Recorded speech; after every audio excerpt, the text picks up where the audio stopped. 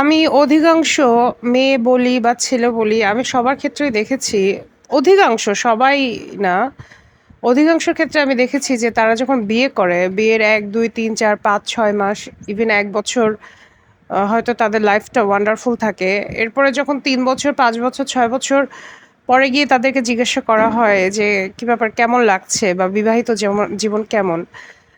তাদের অধিকাংশের মতামত থাকে একই যে, "আগে জানলে আমি বিয়ে করতাম না। এর থেকে সিঙ্গেল লাইফ অনেক ভালো।" তারা অন্যকে বিয়ে না করার পরামর্শ দিয়ে থাকে। এবং ছেলেদের ক্ষেত্রেও জিনিসটা সেম হয় এবং মেয়েদের ক্ষেত্রেও জিনিসটা সেম হয়। মানুষ আসলে যখন একজন আরেকজনকে বিয়ে করে তখন তাদের শারীরিক, মানসিক চাহিদা থাকে চরমে। কোনো একটা জিনিস যখন না পাই তখন সেটা পাওয়ার জন্য আমাদের অনেক আগ্রহ থাকে।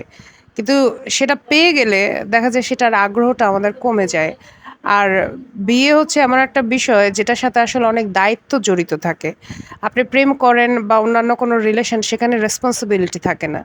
কিন্তু আপনি যখন বিয়ে করবেন তখন সেখানে অনেকগুলো দায়িত্ব চলে আসে, কর্তব্য চলে আসে, লেনদেন চলে আসে।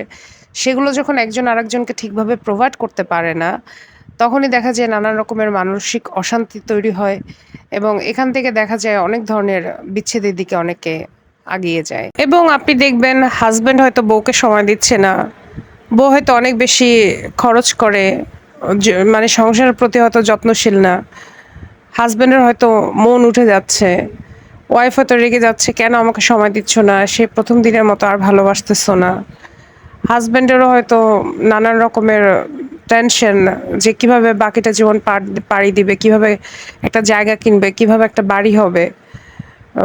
তো এই ধরনের নানান রকমের সমস্যার কারণে একটা দাম্পত্য জীবন বিয়ের শুরুতে যেরকম থাকে, মানে আস্তে, আস্তে এটা আসলে এই সৌন্দর্যটা কমতে থাকে। কারণ ওই যে বললাম প্রেমের সময় আসলে এত দায়িত্ব বোঝা মাথায় থাকে না। কিন্তু বিয়ের সময় অনেক দায়িত্ব বোঝা মাথায় নিয়ে তারপরে ওই বিয়েটা কন্টিনিউ করতে হয়। যেটা যারা পারে তারা তো পারলই। আর যারা পারে না তাদের তো আবার ওই যে বললাম চারিত্রিক দুষ্টে অনেক দুষ্ট থাকে। কারো হয়তো বেশিদিন তাদের পার্টনারকে ভালো লাগে না।